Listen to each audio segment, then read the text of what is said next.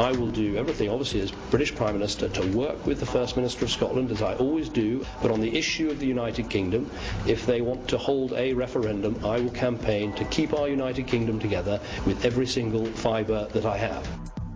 Well, that's David Cameron, moral fibre to the fore, saying that he's going to fight to try and keep this small country together. We should not underestimate the peril in which it now stands. The SNP have won a sweeping victory, and I fully acknowledge that.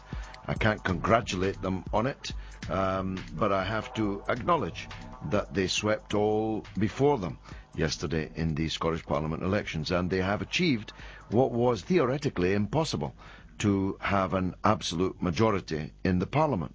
The whole system was created so that that could never happen, but the SNP have achieved it.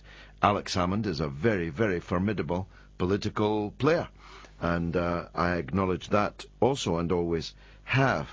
But I think now it's game on, and I was just explaining to my producer Laura that the momentum is now with the SNP, with this great victory behind them. They will now have to have a referendum. They will, in advance of that referendum, construct a series of, I believe, fake confrontations with London to make the conditions as auspicious as possible. And thereafter, it's a cup final. It might pour with rain all day, like it did yesterday in Scotland, and the turnout might not be that great, although you would have thought and hoped that on such a momentous referendum there would be a big turnout, but you can't be sure. And it's a cup final, and anything can happen in a cup final. There will only be one vote. Mr. Salmond's been very clear about it. There will be a vote in a referendum, yes or no.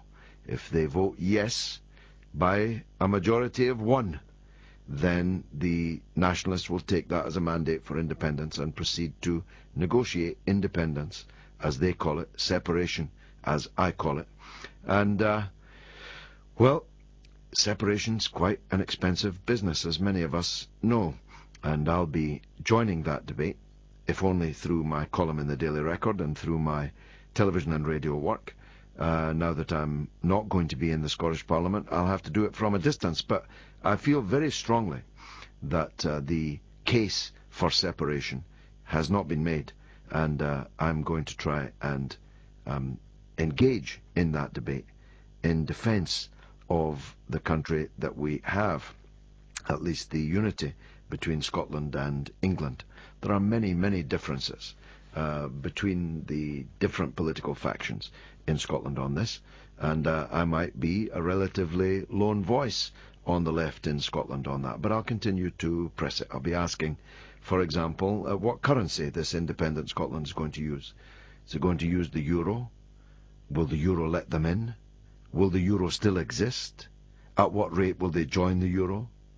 And if they've joined the euro, you're going to have a border, because you're going to have 2 different currencies circulating in the one small island.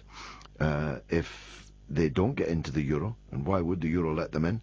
After all, why would the Germans want to prop up another ailing, fading economy? Haven't they got enough ailing, fading economies around their neck at the moment? If you don't have the euro, what are you going to have? Your own currency? Like the Icelanders had their own currency? And if you're using the pound, of course you're not independent at all, because the Bank of England will have conditions, very strict ones, for your ability to continue to use the pound. And one of those will be that you can't in any way undercut the economy in the rest of the island.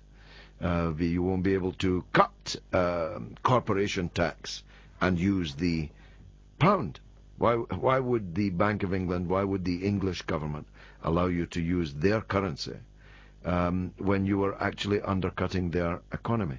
So that, along with many other things, the Scottish Navy, Scottish Air Force, Scottish Army, Scottish embassies, Scottish passports, a border, because of course immigration, different immigration systems within one small island mean that you have to have a border.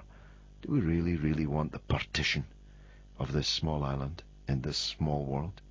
Tell me. 08717 22 33 44.